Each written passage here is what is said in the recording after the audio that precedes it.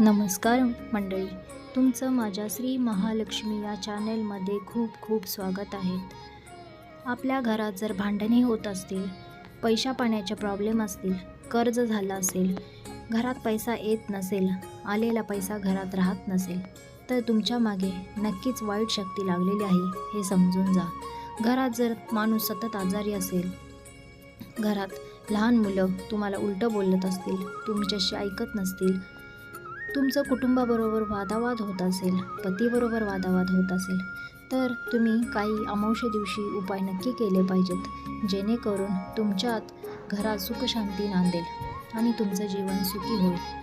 लक्षात घ्या मित्रांनो, जसं की अमावस्येला तुम्हाला काही उपाय करायचे असतात, त्यानंतरच तुमच्या घरातली जी वाईट शक्ती आहे ती घराच्या बाहेर जाते. तुम्ही पूजा पाठ नित्यसेवा तर करताच, त्याप्रमाणे तुम्हाला असे काही उपाय केले पाहिजेत की त्या नित्यसेवेचं तुम्हाला फळ भेटेल. म्हणजेच तुमची जी वाईट शक्ती आहे ती तुम्हाला ती फळ देऊ देत नाही आहे. त्यामुळे पहिले तुम्हाला वाईट शक्तीचं निवारण करावं लागेल. त्यासाठी मी आज तुम्हाला काही उपाय सांगणार आहेत. लक्षात घ्या, हे उपाय दर अमावस्येला तुम्ही करू शकता. उंबरठ्यावरती एक डिश घ्या. तुम्हाला कोणतीही डिश किंवा एक पंती किंवा एक कोणतंही भांडं घ्यायचं आहे. त्या भांड्यामध्ये तुम्हाला थोडे तांदूळ घ्या. त्यामध्ये 5 कापराच्या वड्या, 5 लवंगा, 5 मिरे, 5 हिरव्या मिरच्या सुकलेल्या, 5 मिठाचे खडे, बाकी काही एवढं एक नसेल तरी चालेल, पण मिठाचे खडे हे खूप इम्पॉर्टंट आहेत. ते त्या डिशमध्ये ठेवा आणि ती डिश उंबरठ्यावरती ठेवा. त्यानंतर तुम्हाला पिवळी मोहरी घ्यायची आहे. त्या मोहरीने तुम्हाला तुमच्या घरातल्या जी व्यक्ती आहे ज्याचं काम होत नाही, ज्याला नोकरी लागत नाही किंवा तुमची मुलं, त्यांच्यावरून ते 7 वेळा ती मोहरी उतरायची आहे.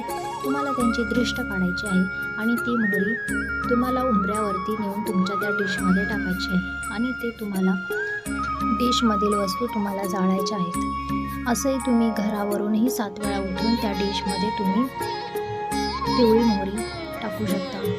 त्यानंतर ती डिश उचलून तुम्हाला पूर्ण घरामध्ये ती फिरवायची आहे. घरातल्या सर्व कोपऱ्यामध्ये ती डिश तुम्हाला फिरवायची आहे, जेणेकरून तुमच्या घरात कुठेही जर वाईट शक्ती असेल तर तिचा नाश होईल आणि ती जळून जाईल. नंतर ती डिश तुम्ही उचलून बाहेर नेऊन ठेवायची आहे.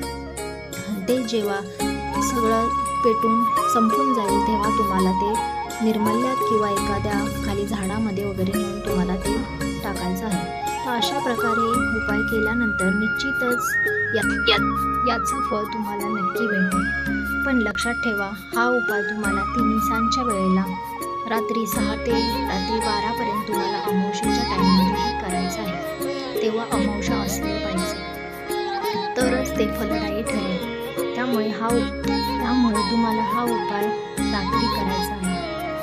तुम्हाला ही माझी माहिती कशी वाटली हे मला कमेंटमध्ये नक्की सांगा.